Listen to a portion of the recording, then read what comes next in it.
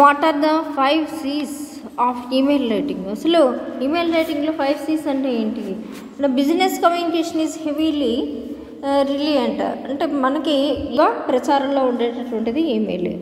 An indispensable tool in the business world today. అయితే మనకి ఎంతసేపు దీనివల్ల వివాదాలు లేనటువంటిది, మనకి ఎటువంటి పనైనా సరే క్షణాల్లో చేసి పెట్టేటటువంటిది ఈ రోజున ఈమెయిల్ లేనిదే ఇంకేమీ లేదు. Next, emails need to be return as clearly as possible to avoid the causing confusion. ఉంటారు వాళ్ళకి కానీ, లేకపోతే పార్ట్నర్స్ కానీ, కొలీగ్స్ కానీ, ఈ రాసినటువంటి ఈమెయిల్ ఎంత క్లియర్గా ఉండాలంటే అంత క్లియర్గా ఉండాలి, సాధ్యమైనంత క్లియర్గా రాయండి అని చెప్పి చెప్తున్నారు. Next, here are 5 C's to keep in mind to clear concise and competent emails.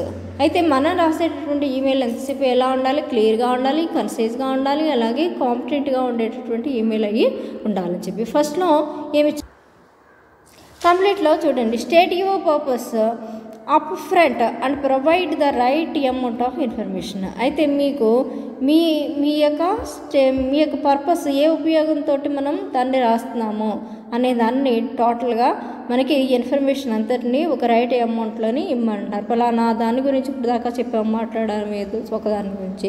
And it's a good idea to explicitly state what action will follow and when and who will do it. అయితే ఏ action తీసుకోవాలి, ఎప్పుడు చేయాలి, ఎవరు చేయాలి అనేది చూసుకోండి. For example, I'm writing to enquiry about the new photocopier model and manufacturing by the న్యూఎక్స్.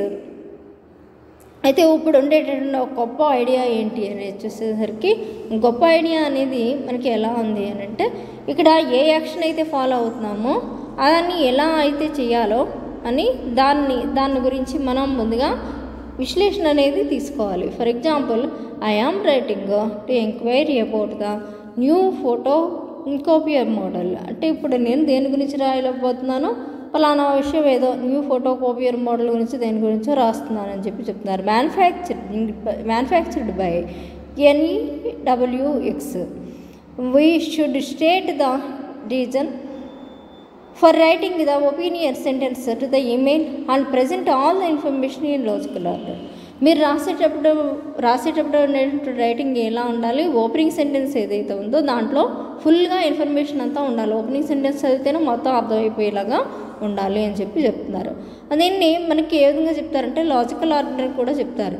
Here are some quick tips and tasks to rest and end emails. అయితే ఇక్కడ కొన్ని రకాలైనటువంటి టాస్క్లు కానీ, లేకపోతే టిప్స్ కానీ, ఇలాంటివన్నీ ఉండడం అనేది జరుగుతుందని వచ్చారు.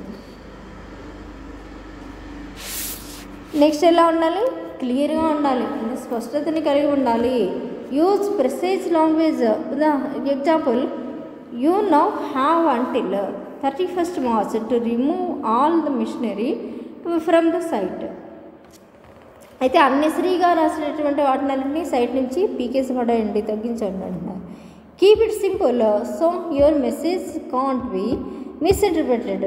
మీకు ఉండేటటువంటి మెసేజ్ని సింపుల్గా రాయండి, దానివల్ల అపార్థం చేసుకోవడం అనేది మానేస్తారు అని చెప్పి చెప్తున్నారు. అప్పుడు ఏమవుతుంది? ఒకదానికొకటి స్పష్టత అనేది రాదు. ఇట్ కీప్స్ యూనిక్గా ఉండేటటువంటి వర్డ్స్ని రాయమంటున్నారు. అంటే డైనమిక్ అంటే చేంజబుల్ వర్డ్స్, అంటే కొన్ని సమయానికి సందర్భాన్ని బట్టి చేంజ్ అవుతూ ఉంటాయి, అలాంటి వాటిని రాయమంటున్నారు. ఎంతసేపు క్లియర్గా ఉండాలి, రిమెంబర్ చేసుకునేలా, గుర్తుండిపోయేలా ఉండాలి, మన వర్డ్స్ అన్నీ పవర్ఫుల్ వర్డ్స్ అయి ఉండాలి, ఇలాంటివన్నీ కొన్ని ఉన్నాయి ఇక్కడ. Our learn English grammar app or smart phones is convenient way to practise and improve the grammatical accuracy. అసలు గ్రామటికల్ యాక్యురసీని పెంచుకొని బాగా రాయడానికి కోసం మనకి ఏం చేయమంటున్నారంటే, మనం ఉపయోగించేటటువంటిది లెర్న్ ఇంగ్లీష్ గ్రామర్ అనేటటువంటి ఒక యాప్ ఉందట, దాన్ని ఉపయోగించుకోవచ్చు. లేకపోతే మన యొక్క స్మార్ట్ ఫోన్స్లో వీటిలో కొన్ని రకాలైనటువంటి డిక్షనరీలు అవి ఉంటాయి. మీ యొక్క కన్వీనియంట్ని బట్టి దేన్నైనా సరే ఉపయోగించుకుని మీరు ప్రాక్టీస్ చేయండి అని చెప్పి చెప్తున్నారు. నెక్స్ట్, కన్సైజ్ అంటే షార్ట్ చేయడం, షార్ట్ చేయడం. It is important to use short sentences with no more then 1 or 2 ideas in each sentence. అంటే ఒక సెంటెన్స్లో ఒక ఒకటి లేదా 2, 3 ఐడియాలను పెట్టేసి రాసేయొద్దు. ఒక సెంటెన్స్లో ఒక ఐడియాని పెట్టి రాయడమే మంచిది. Take a look at this sentence. The recommendation I have and this is the area which I will now address in this selection. Okay, address in this section. మిమ్మల్ని ఒక లుక్ ఏమంటున్నారు ఈ సెంటెన్స్ మీద. ఇక్కడ ఏముందో చూడండి. ఇక్కడ ద రికమెండేషన్ ఐ హ్యావ్, మీకు ఏ రికమెండేషన్ ఉందో అది. And this is the area వచ్చి, ఏరియా దేనికి సంబంధించినది అదొకటి. అలాగే సెక్షన్ కూడా. Is that relating to the issue of the weather we need to provide and refreshment for the employees of our company. ఒకసారి కొన్ని కంపెనీలు ఏం చేస్తాయంటే రిఫ్రెష్మెంట్ ఇస్తూ ఉంటాయి. My considered opinion that in fact it would save time if the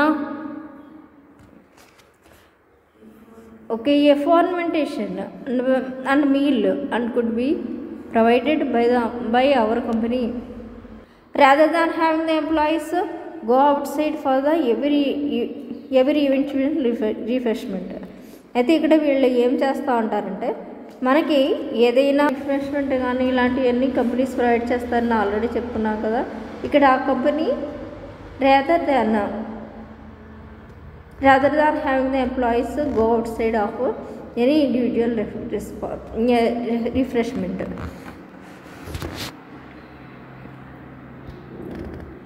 Okay, this is certainly not concise and many confuse your reader. అయితే వీటి వల్ల కన్సైజ్గా అయితే ఉండదు, వీటి వల్ల కన్ఫ్యూజే వస్తుందని చెప్తున్నారు అన్నమాట. Keep your emails crisp with easy to understand and message and sentence length and big words can discomfort the message.